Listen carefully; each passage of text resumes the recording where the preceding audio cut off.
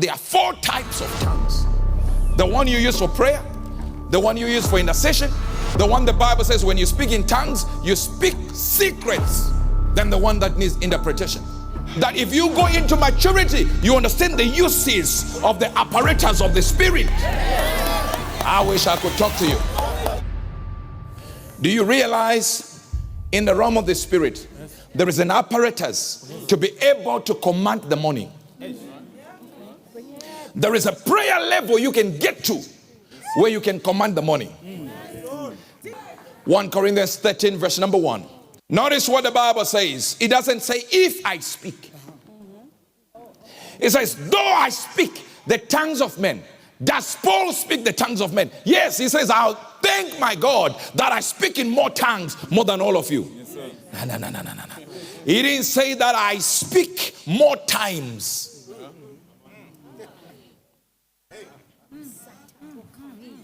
He is talking about the quantity of tongues. So he says, though I speak in tongues of men. Does he speak in tongues of men? Yes. Does he speak in tongues of men? Yes. Now he says, and of angels. How come nobody has told us that we can actually speak in tongues of angels?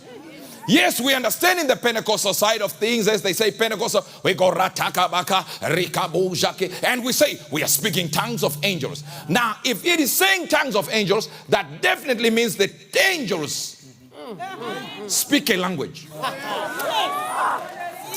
And Paul says, and behold, I heard out of heaven God speaking to me in the Hebrew language. So God speaks Hebrew, we know that. Though I speak with what? With tongues. And the word that appears as tongues many times, it is the word glossa.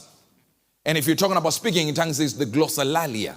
All right? Eulalia, you speak. Then glossa is the tongues we are dealing with. And it actually means the real tongue.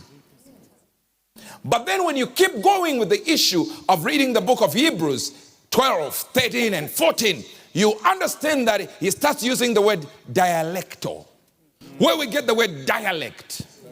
And I understand that you have got over, I don't know, maybe 3,000 languages and then 9,000 dialects. Meaning to say out of this language, there can be substrates of the same language. That's a dialect. So we know what Paul is talking about. He's saying, I speak, though I speak in the dialects of angels. That means when angels speak to each other, they use a certain language. Now the Bible says Paul was able to speak that language of angels. This whole concept is not maturity, where we just pray in tongues.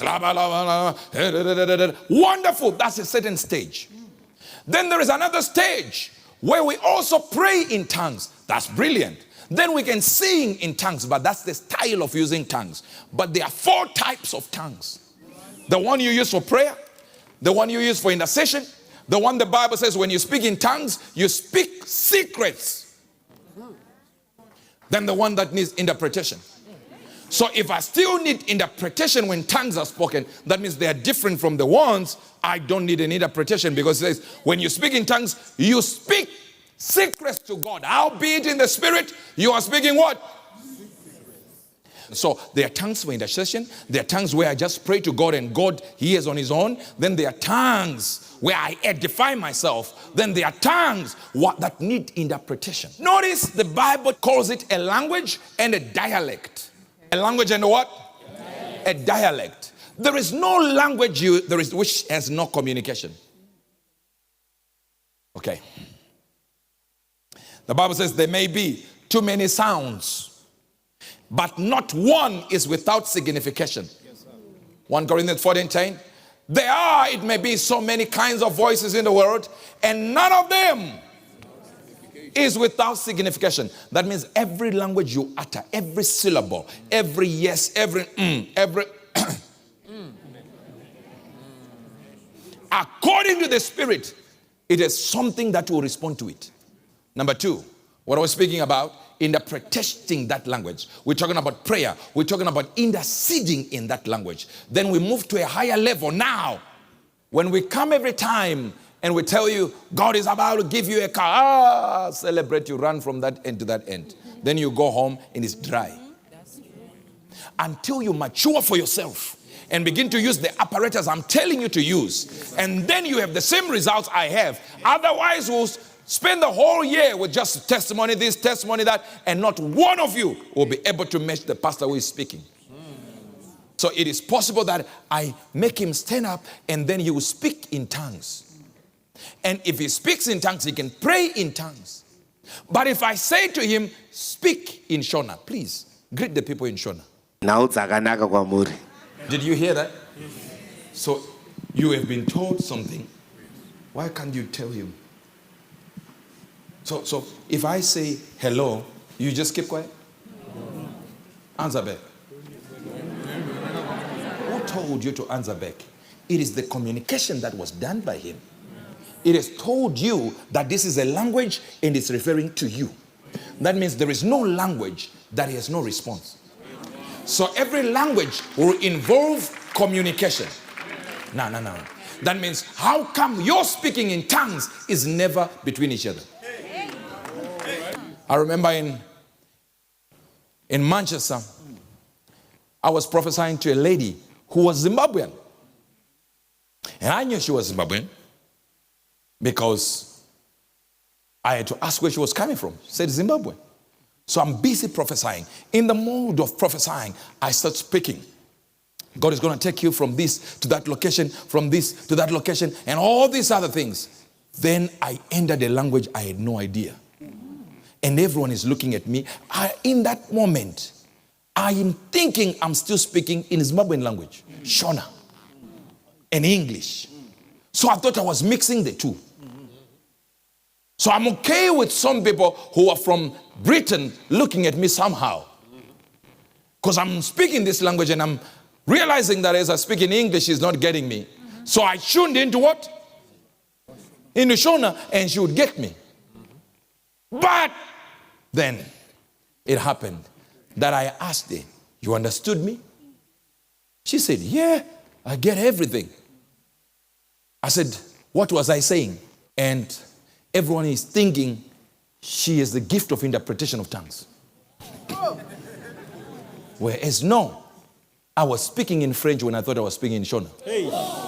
And she had just gotten a job at the embassy interpreting for French speakers. And I was busy speaking in French for over 10 minutes. No idea it is French. I can't speak it now. So there are languages of men. Then there are languages of tongues. Angels have a language that they speak. And those angels can speak a language that will cause you to get into a certain level, a dimension. You begin to download resources and techniques of the Spirit used by luminaries. So when you begin to speak in tongues, you are speaking languages that can command angels. I hear there's an argument. You can't command angels unless God allows you. That's a very silly argument. Because everything we do is because God allows us. So why argue as a church? Could it be that we're failing to get a hold of the realities of tongues of angels? Because where we are right now, it says we are come unto Mount Zion. He that speaks in an unknown tongue edifies himself, rejuvenates, repairs oneself. That means your cells can even get the inclination, the impulses. Your cells will begin to get it. You get what I'm saying? I know something is in my blood, something is in my bones, something is in my cells. As you move, you can feel tongues are rising.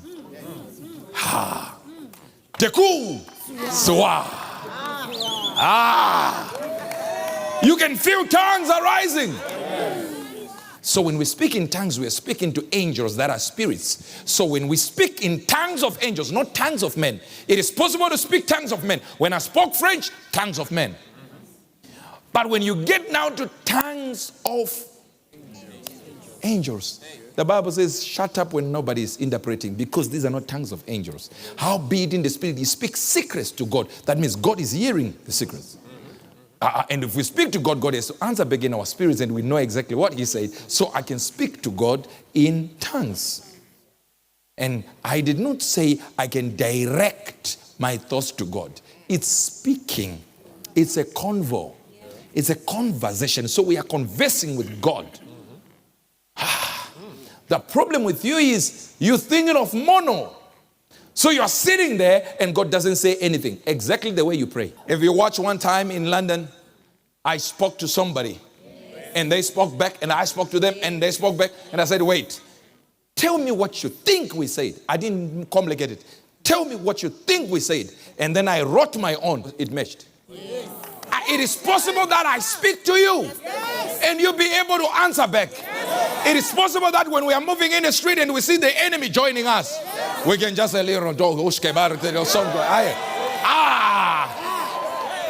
I see you walking over there. Instead of good morning, I say, La Crustabra. Hey! La Crustabra. You go, Lehendrigo Sacradix Angre. I know you are saying your mother and your father are okay. God is blessing you. Bye. I know this. That's why they think we are faking it. Because they understand even the smallest, the most myopic minded person on earth will tell you if it's a language, why can't you hear back? There is a time, brothers and sisters, that is coming, that when we begin to speak in tongues, we can hear the language, we can understand what somebody is saying, and we can get the knowledge, and then we answer back, and we converse in tongues. I said we converse in tongues. We converse in tongues. Go ahead. Aye. Hey. Hey.